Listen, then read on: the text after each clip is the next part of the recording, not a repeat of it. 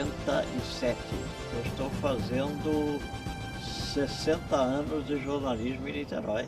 Eu sou carioca, nasci na Lapa, na Rua Evarista Veiga, e vim para aqui, né, e nunca mais saí daqui. Ruas teve seu trabalho em exposição no hall de entrada da Câmara Municipal de Niterói, um acervo fotográfico da história da cidade, onde pode-se ver o glamour dos grandes bailes, a política, cenas de uma Niterói que sofreu mudanças e foi obrigada a se reciclar. E graças à lente desse fotógrafo, a cidade tem parte de sua história preservada.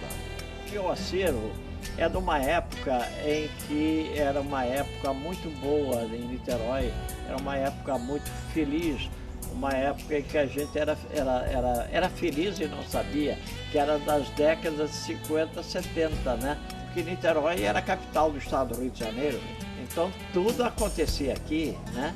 Aí os governadores do interior, os prefeitos do interior vinham beijar a mão do governador aqui.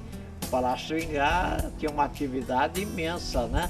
E o comércio de Niterói, idem, né? As festas no clube eram mais requintadas, eram onde todo mundo se encontrava. Antes da fusão, Niterói tinha 6 jornais diários, né? E eu trabalhei em 5 deles como freelance. O senhor lembra o nome desses 6 jornais? Lembra. Olha, nós tínhamos o Fluminense, é claro, né? O Estado, que era o maior jornal, né? O Estado do Rio.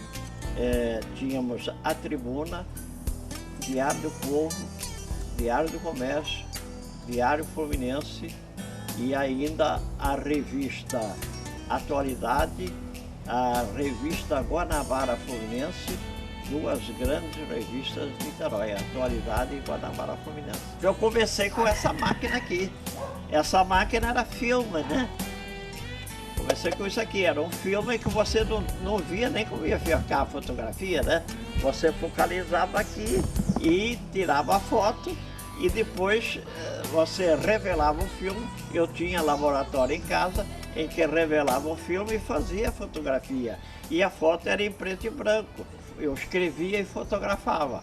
E com isso era mais econômico para o jornal. Naquela época os jornais lotavam com muito mais dificuldade que hoje, né? As câmeras eram suas ou Eram minhas. E eram caras, né? Caras, eu sempre tive câmera própria e depois a famosa Rolleiflex, que a minha não era Rolleiflex, que era muito cara, mas a minha era japonesa, Yashica. Quantas fotos saíam no rolo? Aqui tinha 12 fotografias. Tinha 12 fotos, 6x6. Além dos rolos, tinha o flash, né? Tinha um flash que primitivamente o flash era com pozinho, não era lâmpada, né?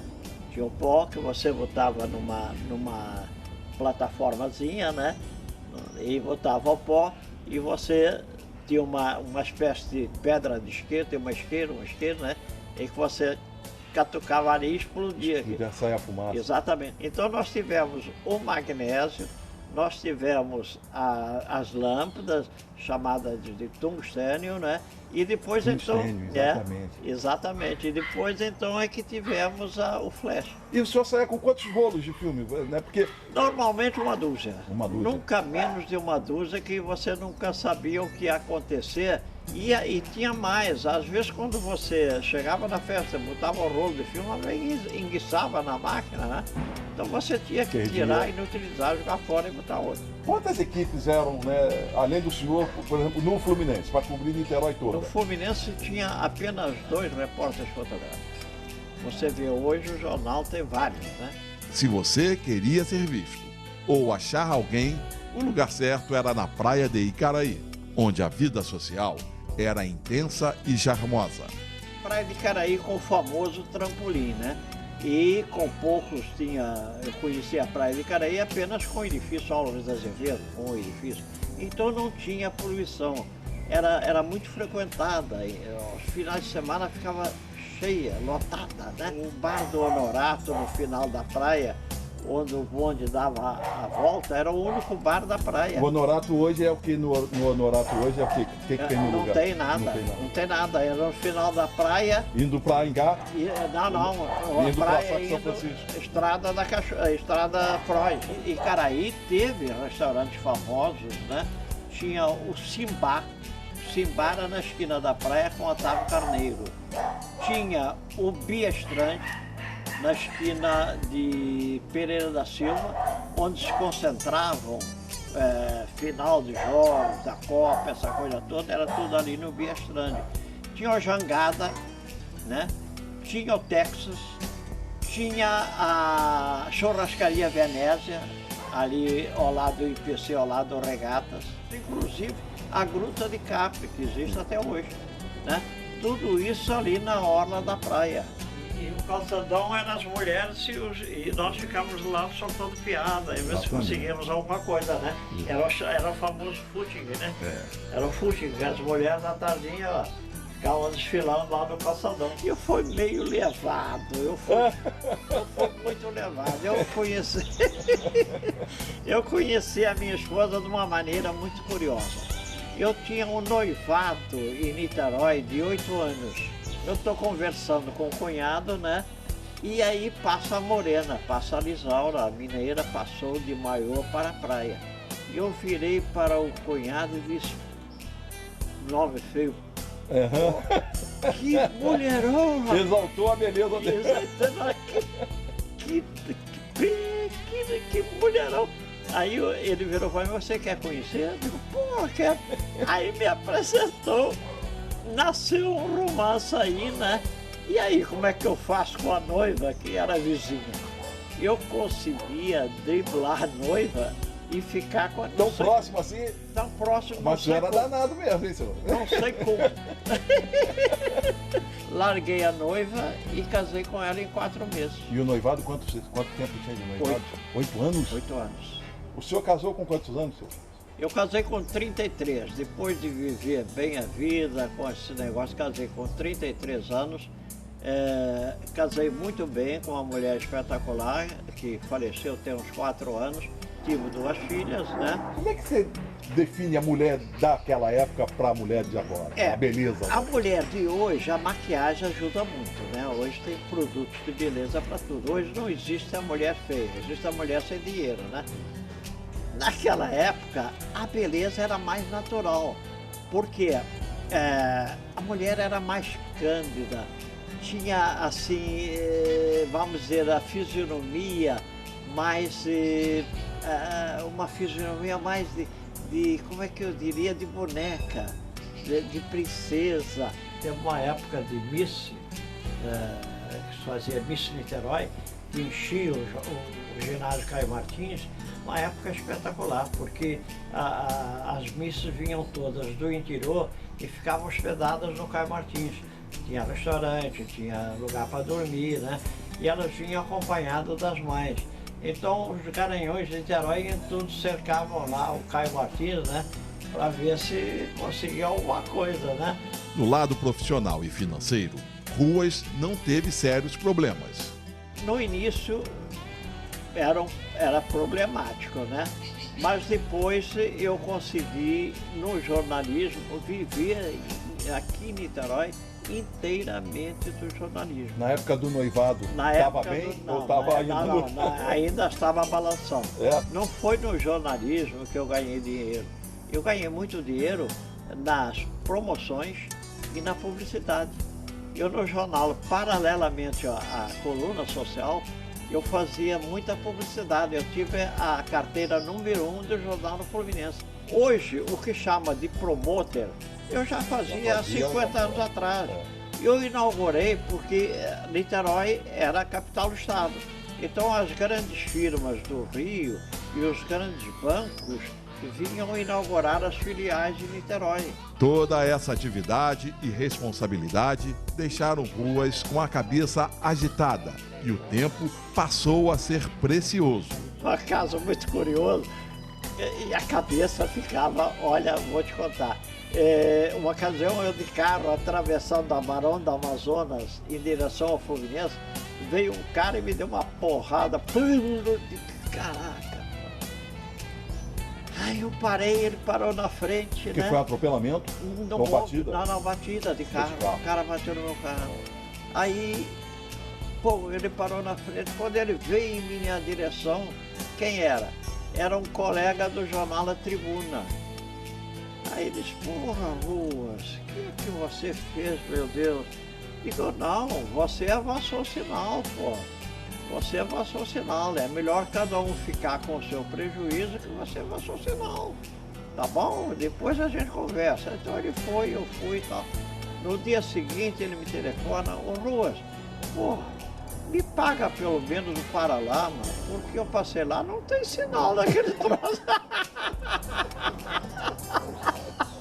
Na indústria, Niterói já foi o lugar com mais fábricas de pescado. Sardinhas Granfina, isso era Niterói, é? Olha aqui, Gomes da Costa, Oceano, Ribeiro, Atlantique. Ruas tem exemplares de jornais e revistas com mais de 60 anos. E todo esse material está sendo digitalizado para que não se perca. Como é que você vê, né, o jornalismo de lá? Você acertou. Antigamente, o jornalismo era mais romântico. Hoje, ele evoluiu muito, mas ficou mais desumano. Ruas recebe a visita de suas bisnetas. E oi, onde é que você vai, Lindinha? Vou viajar. Vai viajar? E você, vem cá. Ah, você vai viajar também? Vamos deixar o vovô sozinho? Quer levar? Vai, filha. Ah, meu Deus. E esse sapatão aí? Você vai com esse sapato aí pra onde? Como é seu nome?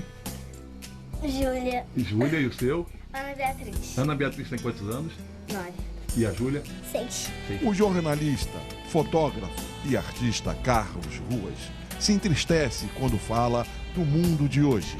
Eu com 87, bem vividos, eu vejo o mundo hoje muito violento.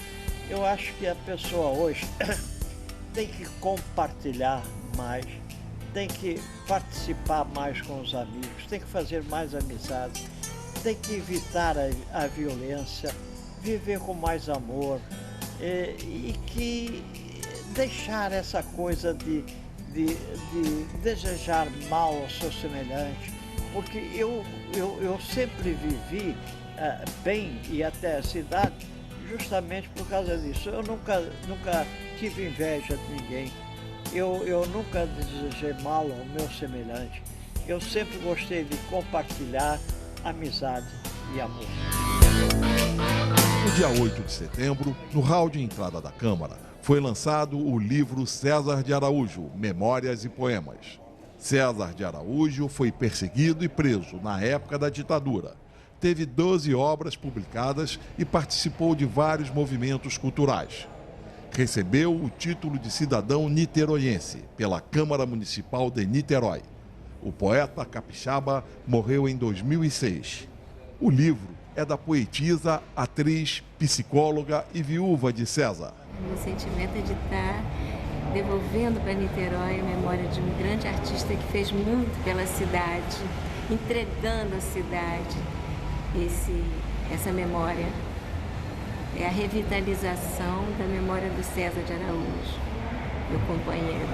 Eda leu um dos poemas de seu marido. Senta a borracha, soldado, saca a pistola, tenente. E os estudantes lutaram de pedra contra revólver, de braço contra cacete. Edson Luiz de Lima Souto tinha só 16 anos e uma bala no seu corpo.